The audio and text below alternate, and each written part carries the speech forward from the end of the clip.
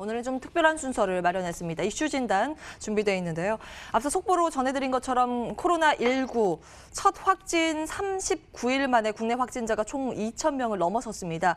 그런데 이 코로나19 발원지인 중국 증시는 나홀로 강세를 요즘 보이고 있고 또 주변국인 한국과 일본은 약세, 간밤에 뉴욕 증시는 급락.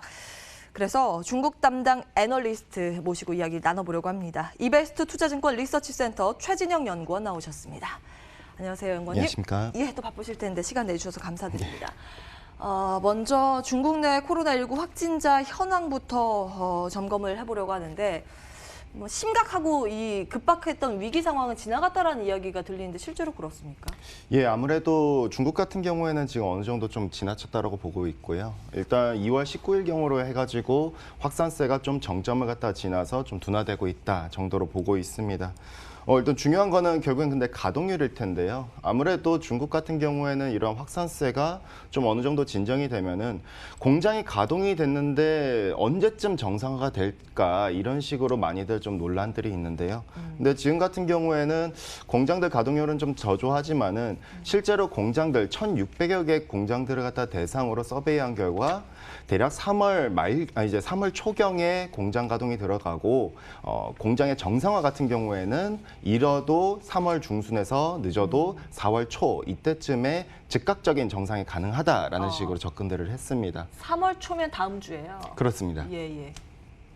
아무래도 그렇기 때문에 좀 어떻게 보면은 중국의 이러한 81%의 가량한 이제 기업들이 대다수가 한 즉각적인 정상화를 갖다가 3월 중순쯤으로 얘기를 했기 때문에 그렇기 때문에 중국 같은 경우에는 좀 이제 어느 정도 정상화가 이루어지고 있다. 예. 거기다가 추가로 그동안 귀경을 갖다 못했던 이들 역시도 귀경을 갖다가 하면서 근로자들의 복귀율 역시도 좀 점진적으로 개선되는 흐름들이 보이고 있기 때문에 이 같은 흐름들이 좀 점진적으로 더 개선된다면은 중국 증시도 좀 더 안정적인 방향으로 흘러가지 않을까 정도 보시면 될 것 같고요. 예, 뭐 다음 주부터 공장들이 서서히 가동이 되면서 이제 3월 중순 정도에는 정상화 될 것으로 말씀을 주셨고, 근데 이 중국 양회에 대해서는 또 어떤 관점으로 바라봐야 되는지가 궁금한 게 개혁 개방 이후로 사상 처음으로 또 양회가 미뤄졌단 말이에요. 그렇죠. 이것이 시사하는 바가 무엇인지 어떻게 분석이?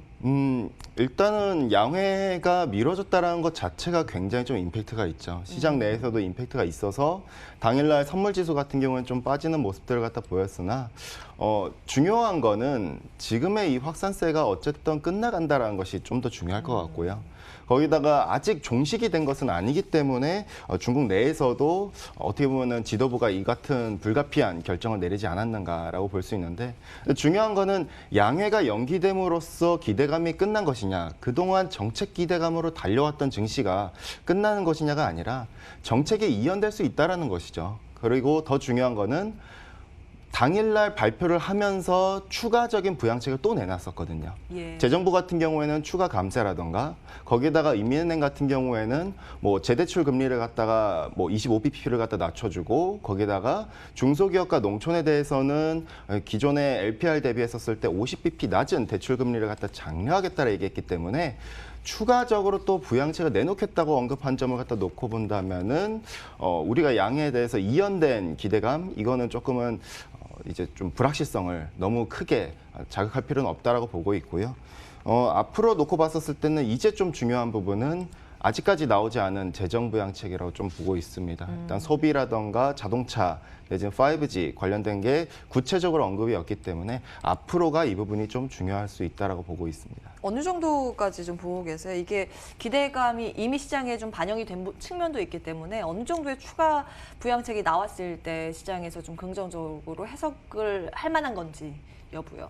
아무래도 5G 같은 경우에는 지금 중국 내부적으로 시장 컨센 같은 경우에는 65만에서 100만 사이트 정도가 되거든요. 물론 100만 사이트는 좀 화웨이 쪽에서 얘기했기 때문에 굉장히 불리시하게 얘기한 측면이 있는데 중요한 거는 지금 현재 지방정부 양회에서 37만 사이트를 갖다가 건설하겠다 얘기해줬고 이게 31개 지방정부 중에 17개 지방정부입니다. 그거를 감안하면은 어찌됐건 추가적으로 만약에 뭔가 지어주고 시장의 컨센에 부합 내지는 그 이상을 상회할 언급이 나와주고 나눠주기를 좀 기대하는 부분이고요.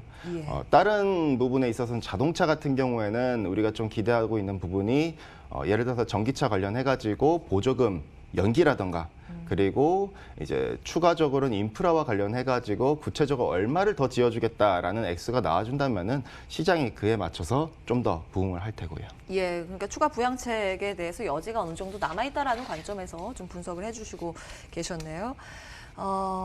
계속해서 또 부정적인 측면으로 질문 드려서 죄송합니다만 봐야 될 부분이 이제 경제 성장률 부분.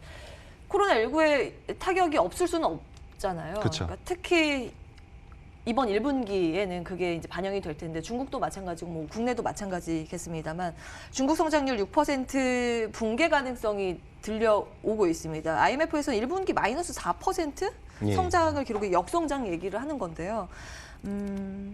성장률도 하향 조정이 되고 있고 뭐 IB에서도 계속 부정적으로 그렇죠. 경제 성장률은 나올 수밖에 없는 그런 구조입니다만 이 부분에 대해서 어떤 관점으로 우리는 바라봐야 되는지 포인트를 맞춰주신다면요. 일단은 지금 이 같은 전망대 같은 경우에는 중국의 이 코로나 바이러스가 장기적으로 즉 사스와 같은 장기적 전철을 밟았을 경우를 감안한 성장률 붕괴를 갖다가 우려하는 부분들이 크거든요. 그런데 중요한 거는 코로나 바이러스가 저희가 2월 3일 날 전망을 할 때 단기에 종식될 것이다. 그리고 종식의 그 끝은 4월 달에 완벽하게 종식이 될 것이다. 2월 중순에 정점을 찍을 것이라 바라봤는데 그렇기 때문에 사스와의 경제적 후과를 갖다가 단순 비교는 불가능하다. 물론 6%는 깨지겠죠. 저희 역시도 대략 5.7%로 둔화가 불가피하다라고 올해 성장률을 하향 조정을 했습니다. 다만 추가적인 부양책이 나와주고 단기에 좀 더 이제 이러한 불확실성이 완화가 된다면은 성장률 역시도 저희가 바라봤을 때 2020년 전체를 보면은 뭐 5%대 둔화 뭐 이렇게까지는 좀 어렵다라고 보고 있고요. 예.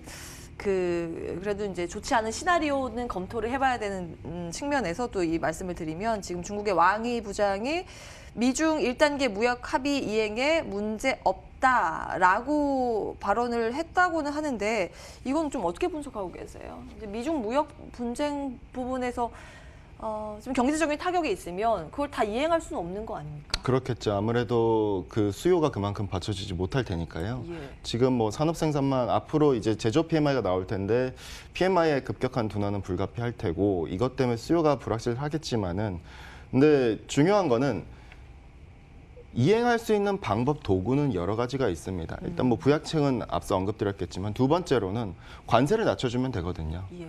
그렇기 때문에 중국도 이행하기 어려울 부분이 있기 때문에 1월과 2월 달에 차례적으로 미국산 일부 제품에 대해서 관세를 낮춰줬고요.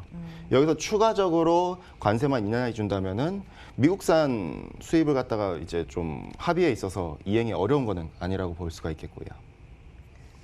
관세 인하 등의 이제 다각도로 추가적인 어떤 무역 합의를 이행할 수 있는 뒷문을 열어놓는다고 해야 될까요? 근데 여러 가지 방안을 이제 카드를 좀 고심을 하고 있는 그런 상황에 대해서 말씀을 주신 거고, 국내에서 또 기대해 볼 만했었던 부분이 시진핑 방안, 이게 좀 코로나19 때문에 물 건너가는 건 아닌가라는 그런 우려감도 있어서요. 예. 지금 우리 당국에서는 올 상반기에는 그래도 이 차질 없이 이행이 될 것이다라고 이야기가 되고 있죠. 그렇죠. 일단 뭐 언급되는 부분들이 중국 내부의 사정도 있기 때문에 방안을 갖다 못하는 거 아니냐, 내지는 국내 우리나라 내에서도 좀 이러한 코로나 사태가 있기 때문에 방안을 갖다 연기하는 거 아니냐라는 얘기들이 많은데 저희가 봤을 때는 여전히 긍정적으로 방안은 검토될 수 있다라고 보고 있고요.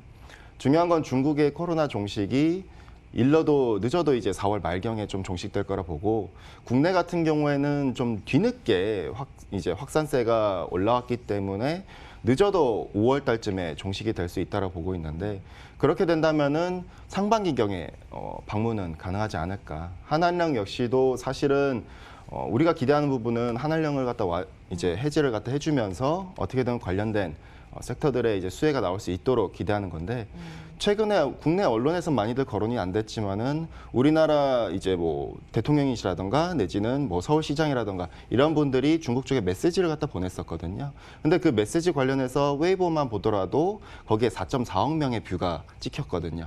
그런 걸 놓고 본다면은 중국 내부에서도 좀 더 어느 정도로 긍정적으로 이거에 바라보고 있고 그렇기 때문에 한한령의 밑바탕에 해제가 될 수 있는 그 기반이 다져지고 있는 건 아닌가. 그렇게도 볼 수가 있겠고요. 네, 근데 상반기라고 하면은 이제 6월까지이니까 이제 시간적인 여유가 있으니까 그 전에 먼저는 국내에 코로나19가 좀 잠잠해져야겠죠. 예. 네, 흐름들 계속 좀 체크해 볼 이슈이기도 하고요. 근데 이 시국에도 우리는 이제 썰리고 있는 증시의 흐름인데 미국 증시도 마찬가지고 근데 중국 증시만 강합니다. 어제도 중국 오르더라고요. 그리고 그쵸. 이제 기술주 중심으로 해서 중국 2부 증시라고 해서 션전, 네. 심천 종합지수가 상당히 강합니다. 정고점까지 갔나요? 안정적으로 계속 이어주고 있죠. 예, 이런 부분은 어떻게 전망하고 계세요? 사실 중국 증시가 이렇게 강할 수 있는 이유는 악재가 계속 나와주면서 이제 중국 증시가 개장을 하기 전에 선물 지수 같은 경우는 계속 빠져줬었거든요. 근데 그러고 다음 날 안 좋은 이슈를 갖다 얘기하면서도 동시에 추가 부양책을 계속 내놓고 있다는 점에서 증시가 계속 지지되고 있고요. 중요한 거는 이제 어쨌든 시장에서는 이 같은 이슈들이 계속 반영이 되고는 있습니다. 근데 저희가 중국 갖다가 투자할 때 좀 접근을 할 때 중국 주식과 관련해서 너무 집중도를 갖다가 좀 편중하지는 말자. 그러니까 자산 배분 측면에서 금과 같은 자산을 갖다 통해서 해지 차원에서도 활용할 필요가 있지 않겠는가 저희는 접근을 하고 있고요. 예. 중국 증시 역시도 어쨌든 안정적인 흐름은 가겠지만은 다만 추가적으로 금에 대한 비중도 조금은 고려를 해야 될 부분이 있겠고요. 지금 안전자산 말씀 주셨는데 사실 지금 뭐 코로나19 사태로 인해서 위험자산을 기피하고 안전자산으로 간다 하면 금이 강해야 되는데 금이 좀 꺾인 걸로 전해지거든요. 그러니까 유가랑 금이 같이 빠지고 있다는 게 이상 현상인데 이건 어떻게 분석하고? 금이 살짝 빠졌던 거는 사실 그럴 수밖에 없었어요. 왜냐하면 투기적 포지션 비율도 사상 최고치에 근접을 한 상태였고 거기다 추가적으로 연준의 부의장이라던가 일부 위원들이 금리에 있어서도 조금 속도 조절을 갖다 계속 나서고 있으면서 그 발언들이 아무래도 금 가격에 좀 미치는 영향이 있지 않았는가. 왜냐? 결국 금 가격은 명목금리랑 역외관계를 가지는데 명목금리 같은 경우에는 결국 연준의 정책 스탠스를 따를 수밖에 없습니다. 예. 이 발언들이 움직여주면서 금이 내려온 건데 근데 중요한 거는 중장기적으로 우리가 길게 본다면은 어쨌든 글로벌 중앙은행들의 스탠스는 이 불확실성을 해소하기 위해서 금리 인하 스탠스일 것이고 예. 결과적으로 중앙은행들의 금 매수를 갖다가 즉 해지 차원에서 금 매수가 이어질 수 있기 때문에 시장에서는 결과적으로 중앙은행과 스탠스를 같이 하겠죠. 아하, 예. 그렇기 때문에 지금의 금의 단기적인 조정에 있어서는 예상했던 부분이고 앞으로 추세적으로 길게 보려면은 안전자산에 대한 이슈보다는 조금 더 정책 방향의 스탠스를 갖다 좀 놓고 보자 정도로 보시면 될 것 같고요. 네, 해지의 포지션은 어느 정도 고려를 해봐야 된다라는 관점에서 아무래도 금, 달러가 여기에 해당이 되겠죠. 경기 방어를 위해서 아무래도 각국에서는 금리 인하에 대한 부분을 고려할 수밖에 없는 지금 상황이기 때문에 금과 달러의 강세가 지속될 것으로 말씀을 주셨고 원자재 가격은 어떻게 보세요? 뭐 유가가 지금 최저치까지 밀리고 있고 1년 내 최저치요. 뭐 구리 가격도 이 경기가 민감한 부분이라서 체크를 해봐야 되는 요소인데 어떻게 보십니까? 일단 저희가 연초 때 원자재 전망을 할 때 저 같은 경우에는 유가랑 비철금속보다는 금을 갖다 계속 가지고 가자. 2020년에는. 예. 근데 그 이유 같은 경우에는 중국은 부양책은 쓰고 있지만은 이게 인프라 부양책을 갖다가 전통적 인프라 부양책을 하겠다는 게 아니거든요. 예. 그 말즉슨 이번에 전력 인프라 투자 목표치 같은 경우에는 오히려 20% 하향 조정을 했습니다. 이례적인 하향 조정인데 이걸 놓고 보면은 5G 인프라이지 전력 인프라 같은 전통 인프라가 아니다. 그 관점에서 비철 관련 섹터들은 여전히 상단이 막혀 있다라고 볼 수가 있겠고 유가 역시도 사실 중요한 부분은 오펙 플러스가 앞으로 회의를 갖다 할 텐데 감산의 목적은 유가를 상승하는 게 아니라 유가의 하방 경직성을 강화시키는 데 목적을 두고 있습니다. 그렇기 때문에 지금의 스탠스를 놓고 보면은 저희는 아무래도 예. 비철이나 에너지 쪽보다는 좀 더 귀금속 쪽에 비중을 갖다가 포션을 두고 보자. 계속 그렇게 접근을 하고 있고요. 시간이 조금 지나긴 했는데 달러가 중요하니까 달러는 어떻게 전망하고 계세요? 달러 같은 경우에는 일단 추세적으로는 점진적으로 좀 횡보하는 모습을 갖다 저희는 보고 있습니다. 다만 연말 하반기경으로 가가지고 좀 강세를 갖다 가지 않을까. 특히 대선 이슈가 있기 때문에 예. 그렇게 되면은 대선에 성공하기 위해서 트럼프 행정부에서 뭔가 미국이 좋다라는 액션들이 나와주면서 그 영향 때문에 조금 더 가지 않을까 이렇게 좀 보고 있고요. 지금은 횡보하다가 나중에 이제 하반기에 알겠습니다. 이베스트 투자증권 리서치센터의 최진영 연구원과 함께했습니다. 오늘 시간 내주셔서 고맙습니다. 예, 감사합니다.